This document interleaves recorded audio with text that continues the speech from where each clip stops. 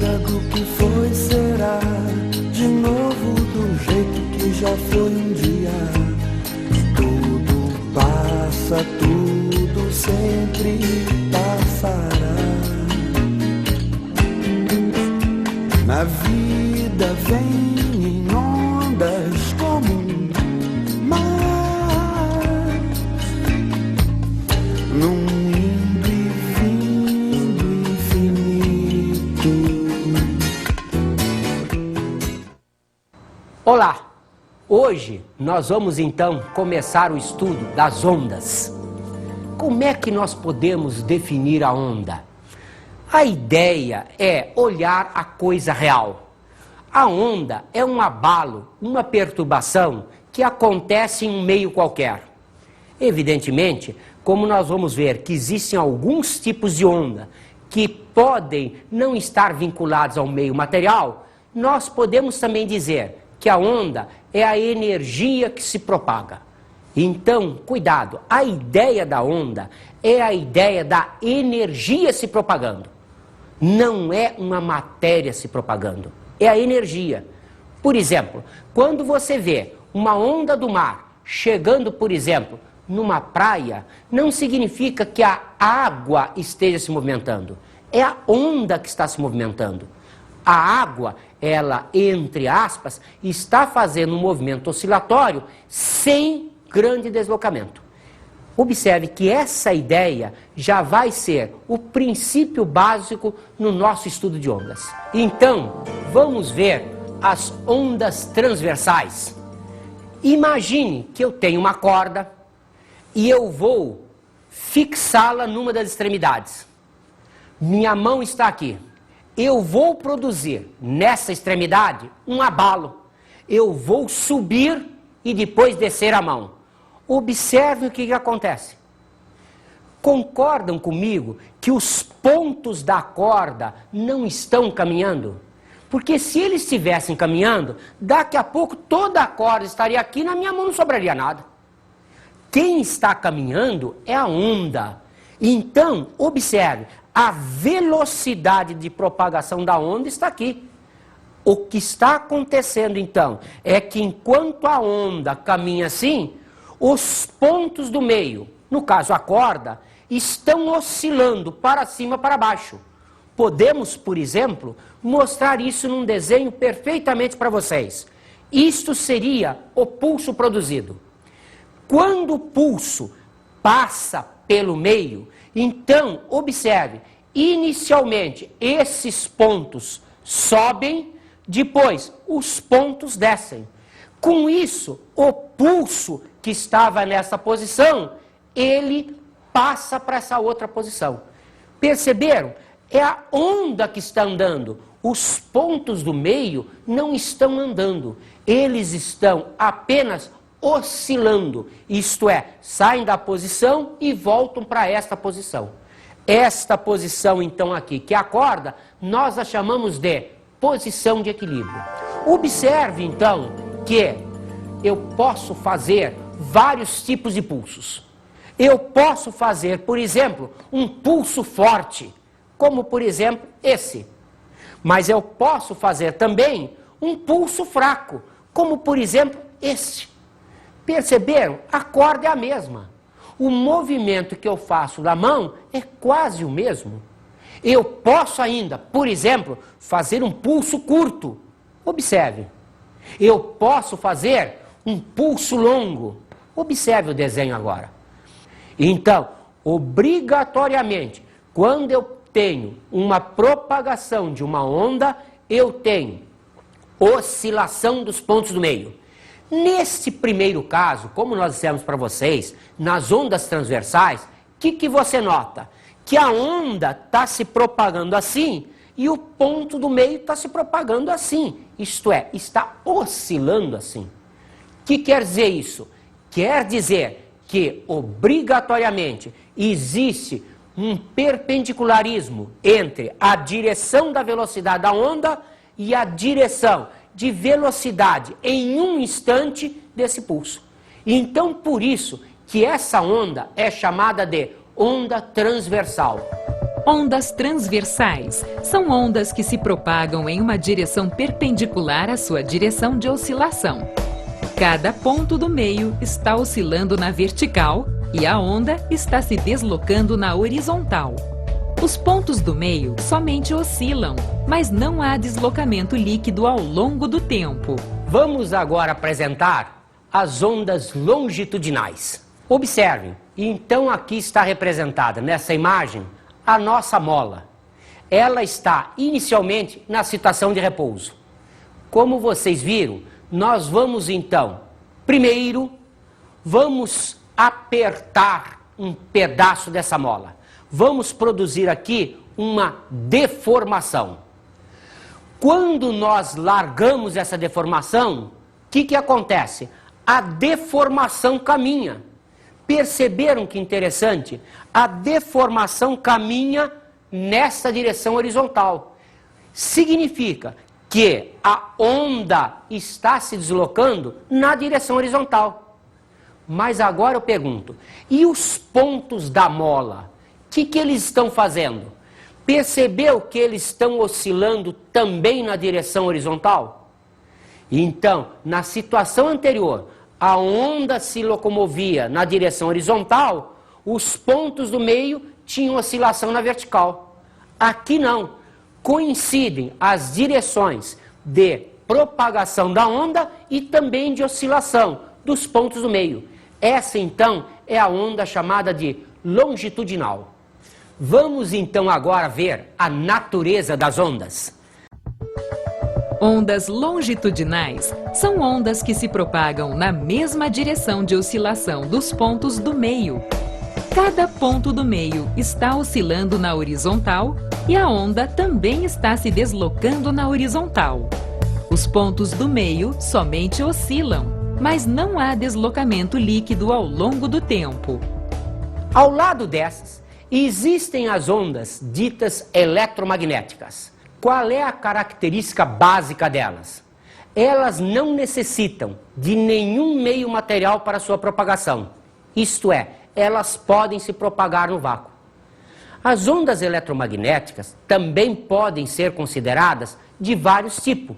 Podemos citar para vocês, por exemplo, as ondas de rádio ou ondas hertzianas, as ondas caloríficas, as ondas de luz, a luz visível, as ondas de ultravioleta, ondas de raio-x, são algumas das ondas eletromagnéticas. Observe, todas elas são ondas eletromagnéticas, isto é, tem uma propagação que não depende de nenhum meio material, podendo, inclusive, se propagar no vácuo. Bom, em função do tema apresentado pelo professor Noronha, que apresentou o elemento das ondas, eu como médico, engenheiro e como perito da justiça que faço esse tipo de avaliação, eu gostaria de passar para vocês realmente a aplicabilidade prática do que o professor Noronha apresentou durante a aula dele de elemento de ondas. Quando você vai medir um ruído, você pode medir de uma maneira instantânea utilizando um decibelímetro, que é o aparelho que vai medir a intensidade de ruído em decibel. Se você precisar medir não a intensidade do ruído, certo? Que seria em decibel, você precisar medir em banda de oitavas, em frequência, você tem que utilizar uma banda de oitavas, que é esse equipamento que eu vou ligar neste outro equipamento.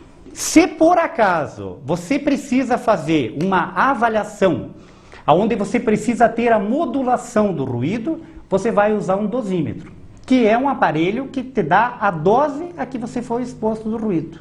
Como é que você faz isso? Você coloca a pessoa que você quer que seja avaliada, o dosímetro, deixa o microfone captando. E este aparelho vai fazer efetivamente qual o nível de ruído que você ficou exposto durante aquele período de tempo que você efetivamente necessitava da avaliação. O que é importante aqui? Importante aqui é você saber que, na realidade, o ruído é avaliado logaritmicamente. Nós diríamos, nós temos um maquinário com 80 decibéis. Se nós colocarmos um maquinário semelhante de mais 80 decibéis ao lado, o que a gente imaginaria? Se fosse matemático, que seria, a pessoa estaria exposto a 160 decibéis, o que não é realidade. Na realidade, duas máquinas com o mesmo nível de intensidade sonora acrescenta apenas 3 decibéis. Então, o nível de 80 decibéis passa para 83. É interessante vocês verem, porque quando você olha na legislação e de repente a legislação te mostra qual é o limite de tolerância para ruído, ela vai dizer o seguinte: para exposição de 8 horas, o limite permitido corresponde a 85 decibéis que eu medi com este aparelho, ou que eu fiz uma dosimetria de 8 horas de exposição. Então, o limite máximo é 85. Quando eu vejo 90, o limite máximo, 90 decibéis, o limite máximo é 4 horas. Da onde que eles tiraram isto? Eles tiraram isto porque, na realidade, 90 é aproximadamente o dobro de 85 decibéis. Então, de 8 horas, a tua exposição máxima passa a ser 4 horas. Isso é para entender que tudo está integrado, a medicina, a engenharia e o direito. Ok? Vamos então agora estudar a direção de propagação. Vamos considerar 3 situações particulares. Primeiro, as ondas unidimensionais. O que acontece nas ondas unidimensionais? A direção de propagação é a da própria corda, representa uma dimensão de comprimento. E se nós tivermos uma onda bidimensional, observe que agora elas podem ter uma frente reta ou circular. E se nós tivermos uma onda de propagação tridimensional, observe, pode ser uma frente de onda plana ou esférica. Com isso daí, nós mostramos para vocês que as ondas podem ser consideradas num sistema unidimensional, num sistema bidimensional, isto é, uma superfície, como o caso da água de um lago, ou então, no caso da propagação sonora, que é o famoso R3, é uma propagação nas 3 dimensões lineares conhecidas. Vamos então agora estudar os meios não dispersivos. Observe, como sempre, a nossa situação aqui é pensar na coisa teórica. Isto é teórico. No real, nós temos que fazer sempre aquela continha de chegar. O que representa um meio não dispersivo? Seria um meio onde toda a energia da onda seria conservada, nada dela seria transformada. O que quer dizer isso? Quer dizer que se aquela mola que eu mostrei para vocês fosse, na realidade, um meio não dispersivo, produzido um pulso na sua extremidade, ele nunca mais pararia. Isso não acontece em termos reais.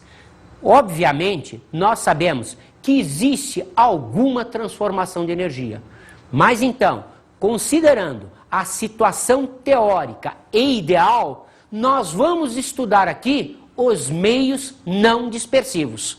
Observe, todos os pulsos apresentam a mesma velocidade de propagação, admitido o meio não dispersivo. Cuidado, aqui a gente, quando dizer todos os pulsos, a gente sempre se esquece de dizer de mesmo tipo. Vocês vão ver uma questão de vestibular envolvendo isso. Então lembre-se, os pulsos de mesmo tipo apresentam a mesma velocidade de propagação. Isto é, se eu pegar pulsos mecânicos, eles têm a mesma velocidade de propagação. Se eu pegar pulsos eletromagnéticos, eles terão a mesma velocidade de propagação. Então observem que se a gente considerar um pulso forte se propagando numa corda com uma velocidade V, se eu fizer, em vez de um pulso forte, um pulso fraco na mesma corda, eu vou ter a mesma velocidade. Por quê? Eu estou considerando isso aí basicamente um meio não dispersivo. Observe que se eu tiver a propagação de um pulso curto, eu vou ter a mesma situação. observe no desenho, a velocidade continua exatamente a mesma. Se esse pulso fosse um pulso longo, observe, na mesma corda, eu teria a mesma velocidade de propagação. Então, admitido, pulso de mesmo tipo, quer seja elástico ou mecânico, quer seja eletromagnético, então a velocidade de propagação será considerada sempre constante em função da situação de meio não dispersivo. Vamos agora então começar a estudar os elementos das ondas. Primeiro elemento que nós vamos citar para vocês é o período. Ora, vocês já conhecem a ideia do período há muito tempo. O período representa o intervalo de tempo necessário à repetição de um mesmo fenômeno.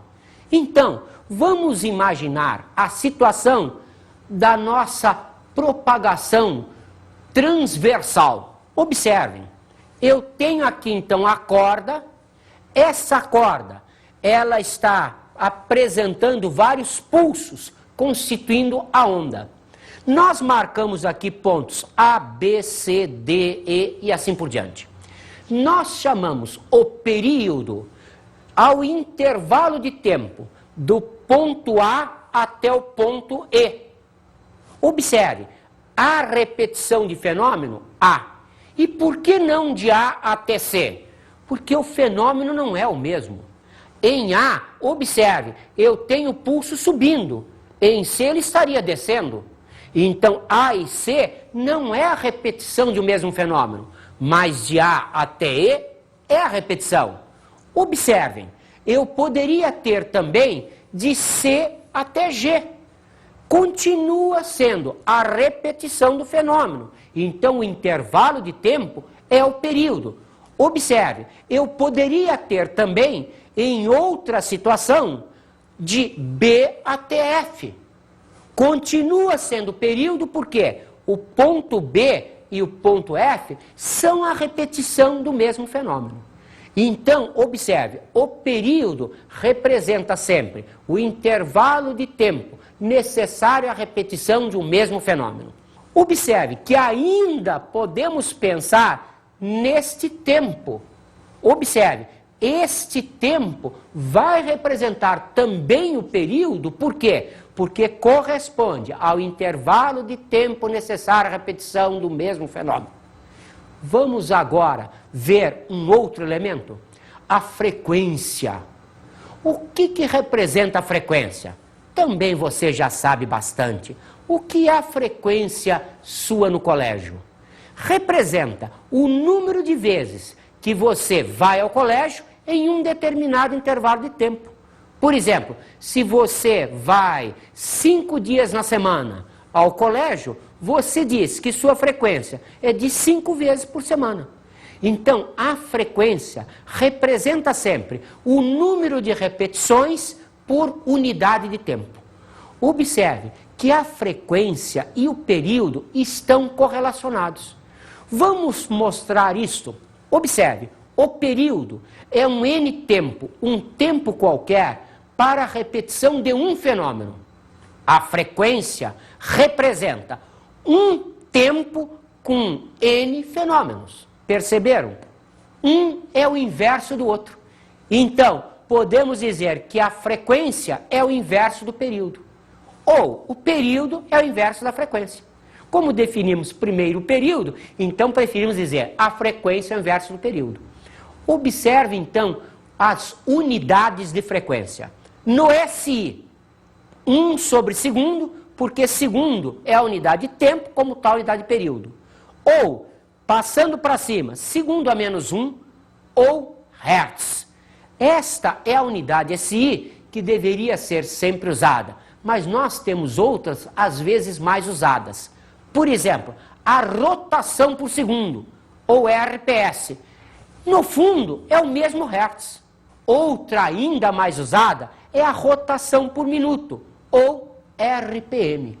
Então, estas unidades são as unidades mais usadas em frequência. Hertz, ou RPS e a rotação por minuto. Vamos mostrar então mais um elemento da onda, o comprimento de onda. Vamos repetir aquele desenho já nosso conhecido? Só que agora, em vez de pensar no tempo, eu vou pensar na distância. Então, vocês se lembram, daqui até aqui, o tempo era chamado de período. A distância percorrida, nós vamos chamar de comprimento de onda. Perceberam?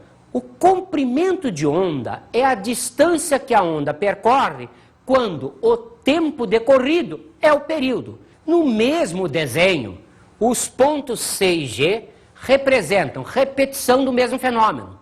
Então, a distância entre esses dois pontos, nós chamamos de comprimento de onda. Estão notando que a representação é a letra grega lambda?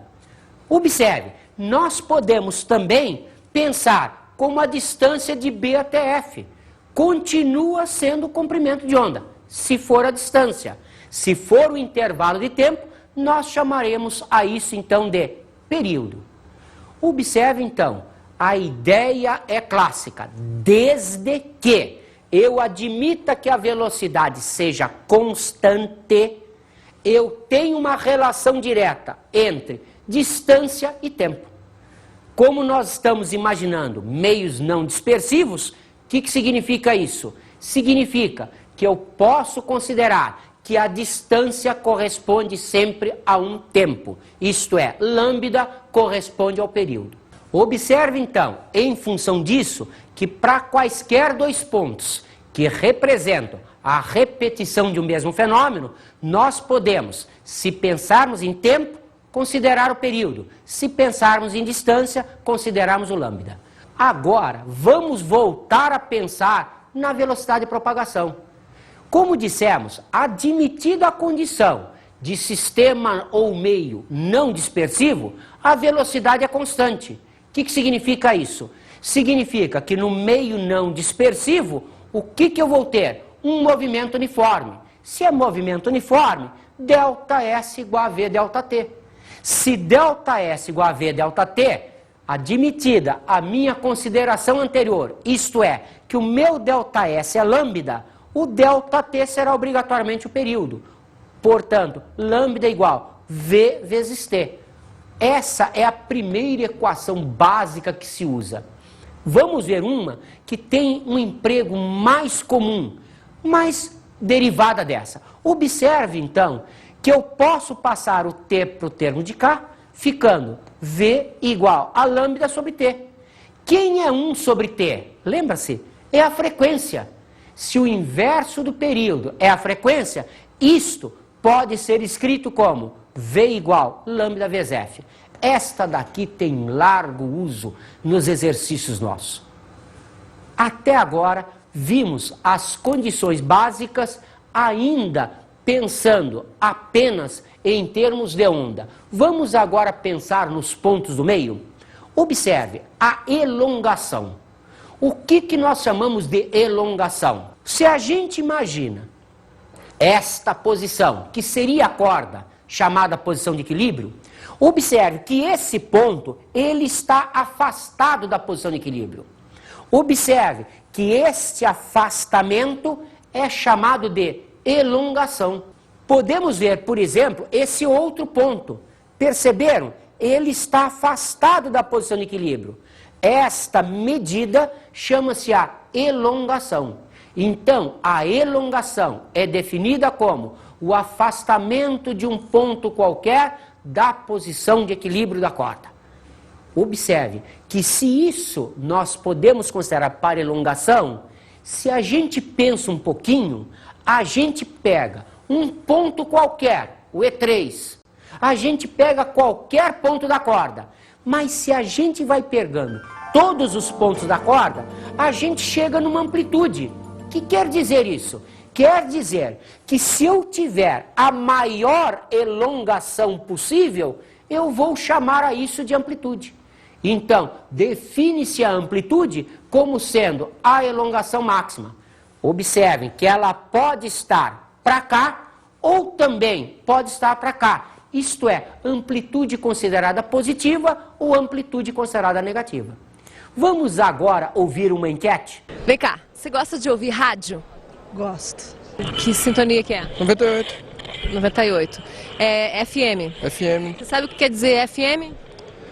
É frequência modulada? Ai, que canta as músicas mais românticas. Você acha que é FM que tem a ver com música romântica? Tem. Me diz uma coisa, o que quer dizer FM? Você sabe? Não. Uma coisa de frequência. É. O que quer dizer AM? A senhora sabe? Não sei. Frequência modulada. Ah, isso mesmo. Gente, estuda em física. Muito bem. Tá vendo como eu sabia? O que quer dizer FM? Você sabe? Não sei. Frequência modulada. É isso? Sim. Muito bem. Passaram no teste. Já que pensamos nos pontos do meio em função da distância em relação à chamada posição de equilíbrio, a primeira ideia que passa na cabeça da gente é que esses pontos do meio, eles têm uma velocidade. Então vamos ver a velocidade dos pontos do meio. Primeiro, vamos pensar na coisa apenas teórica. Observe, se o pulso se propaga para lá, vamos pensar nos pontos B e A.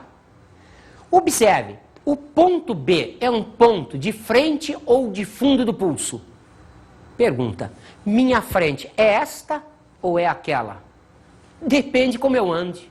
Se eu ando sempre assim, minha frente é essa. Se eu ando sempre assim, minha frente é aquela. Então, quem vai definir a frente ou fundo de pulso vai ser a velocidade de propagação da onda. Então, se a velocidade está para lá, este ponto é um ponto de frente, esse ponto é um ponto de fundo. Observe, os pontos de frente, eles se afastam da posição de equilíbrio. Os pontos de fundo se aproximam da posição de equilíbrio. Nós não gostamos de dizer está para cima ou está para baixo. Por quê? Porque como nós consideramos o pulso assim, podemos também considerar o pulso para baixo. Então observe que nesta situação, a velocidade do ponto B está para cá, por quê? Porque obrigatoriamente, se o pulso está para lá, isto é frente. Então a frente do pulso é tal que os pontos dessa frente se afastam da posição de equilíbrio. Esses pontos, tipo ponto A, são pontos de fundo de pulso, então obrigatoriamente eles se aproximam da posição de equilíbrio. Vamos então agora observar a relação que existe entre a espessura de uma corda e a velocidade de propagação da onda. Não é dos pontos do meio. Estamos preocupados agora com a onda. Então, vamos mostrar para vocês uma experiência de laboratório. Nós colocamos aqui uma corda e penduramos nela um corpo de massa 10 kg. Nós vamos fazer aqui uma frequência. Nós vamos oscilar essa corda e vamos observar que aparece nela, então, uma onda de comprimento de onda lambda 1. Nós vamos agora pegar uma corda mais grossa e manter o mesmo peso de 10 kg. Observa-se que na corda mais grossa, feita a mesma frequência, isto é, vibrando da mesma maneira, o comprimento de onda fica menor. Observe, se o comprimento de onda ficou menor, nós podemos dizer, como V igual a lambda F, V1 é lambda 1 vezes F, V2, lambda 2 vezes F.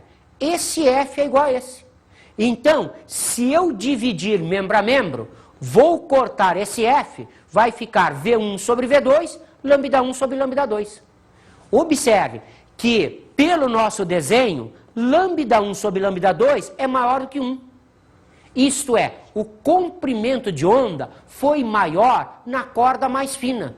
Então, o que significa isso? Significa que se esta fração é maior do que 1, esta fração, que é igual a ela, também tem que ser maior que 1. E se a fração é maior que 1, o que a gente sabe de matemática? Que o numerador é obrigatoriamente maior que o denominador. Isto é, a velocidade V1 é obrigatoriamente maior que a velocidade V2. Então, podemos concluir que a velocidade é inversamente proporcional a massa específica linear. Cuidado agora, estou falando massa específica linear. Vamos ver então agora a relação entre a força tensora e velocidade. Vamos repetir a experiência anterior, só que agora com uma ligeira modificação. Eu peguei outra vez uma corda e coloquei agora um peso de um corpo que tem massa 30 kg. Ele vai exercer uma tração, uma força tensora. Observe-se que, feita a frequência F, aparece o comprimento de onda lambda 1. Agora, eu vou pegar a mesma corda, não é uma corda mais grossa, só que em vez de usar um corpo de massa 30, eu vou usar um corpo de massa 10. O que eu observo? Que o comprimento de onda diminui para a mesma frequência produzida. Outra vez, o que eu posso considerar? Se V igual a lambda vezes F, obrigatoriamente V1 igual a lambda 1 vezes F, V2 será igual a lambda 2 vezes F, dividindo-se membro a membro, vai desaparecer o F, ficando então V1 sobre V2, lambda 1 sobre lambda 2. Como a experiência me mostrou que lambda 1 sobre lambda 2 é maior que 1, isto é, lambda 1 é maior que lambda 2, implica V1 obrigatoriamente maior que V2. O que quer dizer isso? Que se V1 é maior que V2, obrigatoriamente a velocidade é proporcional à força tensora. Na realidade, quando nós fazemos isso em termos matemáticos, nós descobrimos que existe uma ligeira diferença aí. Na realidade, a velocidade, ela é proporcional à raiz quadrada da força tensora e inversamente proporcional à raiz quadrada da massa específica linear. Observe, vamos chamar a atenção mais uma vez de vocês. Massa específica linear é a relação entre a massa e o comprimento. Você se lembra, massa específica é massa sobre volume. Então, se a massa específica é massa sobre volume, nós podemos dizer que o volume é a área vezes comprimento, imaginando que uma corda é um cilindro. Então, observe, é a área do cilindro vezes o seu comprimento. Isto é, a massa específica linear representa, passando-se esta área para cá, o produto da massa específica de que é feita a corda, vezes a área, a espessura, a grossura, a área que tem esse cilindro que representa a corda. Então, cuidado, a massa específica linear não é a mesma coisa que a massa específica volumétrica. Ela representa a relação massa por comprimento. Então, agora, pensem comigo, se eu tiver o mesmo material, uma corda de um determinado comprimento, a outra corda de mesmo comprimento com mais massa, significa que essa segunda corda será obrigatoriamente mais espessa do que a primeira. Vamos então agora às dicas de hoje?